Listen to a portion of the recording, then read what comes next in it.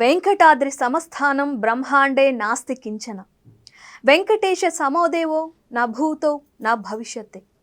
సాక్షాత్తు శ్రీ వైకుంఠనాథుడు మన కోసం కొలువైన దివ్య క్షేత్రం తిరుమల. ఏడాదిలో 365 రోజులు ఉంటే 400కు పైగా పండుగలు తిరుమలలో జరుగుతూ ఉంటాయి.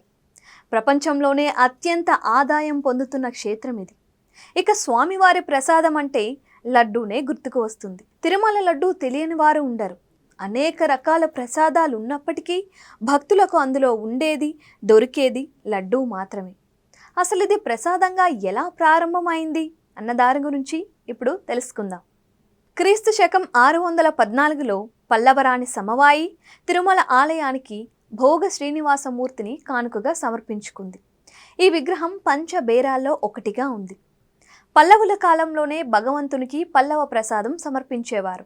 అప్పట్లో తిరుమలకు చేరుకునే వారి సంఖ్య చాలా తక్కువగా ఉండేది. అనంతరం శ్రీ రామానుజాచార్యుల వారి రాకతో తిరుమల ప్రాశస్త్యం పెరిగింది.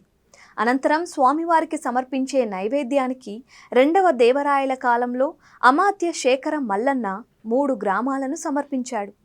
వీటిపై వచ్చే ఆదాయంతో నిత్యం సేవలు నిర్వహించేవారు. మల్లన్న కాలంలోనే శ్రీవారికి సమర్పించే సేవల వివరాలతో సమయ పట్టికను తయారు చేశారు. భక్తులకు ప్రసాదంగా తిరుప్పొంగం ఇచ్చేవారు. అనంతర కాలంలో మనోహర పడి, సుక్కీయం, అప్పం తదితర వాటిని స్వామివారికి సమర్పించేవారు. విజయనగర ప్రభువుల కాలంలో అవసరం అనే ప్రసాదాన్ని ఇచ్చేవారని శాసనాలు చెబుతున్నాయి. 300 ఏళ్ల క్రితమే తిరుమలలో తీపి ప్రసాదాన్ని భక్తులకు ఇచ్చేవారని తెలుస్తోంది. 1803లో బ్రిటిషు వారు ప్రసాదాల విక్రయాన్ని ప్రారంభించాలని ఆలయ నిర్వాహకులకు సూచించారు. అప్పటి వరకు వడకు ఎక్కువ డిమాండ్ ఉండేది, ఎందుకంటే అవి ఎక్కువ రోజులు నిల్వ ఉండేవి. అనంతరం మహంతుల హయాంలో తీపి బూందీ ఇచ్చేవారు. ఈ ప్రసాదమే కొంతకాలంలో లడ్డూగా మారింది. 1940లో మిరాషీదార్లలో ఒకరైన కళ్యాణం అయ్యంగార్ లడ్డూ ప్రసాదం ఇవ్వడం ప్రారంభించారు. ఈ ప్రసాదానికి విశేషమైన ఆదరణ లభించింది. తిరుమల అంటే లడ్డూ ప్రసాదం అనేంతగా పేరు వచ్చింది. మనకు మామూలుగా తెలిసిన లడ్డూలు 2 మాత్రమే. భక్తులకు దర్శనంతో పాటు ఇచ్చేది, అదనంగా కావాలి అంటే 50 రూపాయలు పెట్టి కొనుగోలు చేసేవి. ఇది కాకుండా 2వ రకం కళ్యాణోత్సవం లడ్డు. దీని ధర 200 రూపాయలు. ఇవే కాకుండా ఆస్థానం లడ్డు అని మరొకటి ఉంటుంది. ప్రత్యేక పర్వదినాల్లో రాష్ట్రపతి లాంటి విశిష్ట అతిథులు వచ్చిన సమయాల్లోనే వీటిని తయారు చేస్తారు. ఈ లడ్డూ బరువు 750 గ్రాములు ఉంటుంది. లడ్డూలో వాడే పదార్థాలను కొలతల ప్రకారమే వినియోగిస్తారు. దీనికి ప్రత్యేకంగా దిట్టం అనేది ఉంటుంది. ఒక ప్రోక్తం అంటే 51 లడ్డూలు.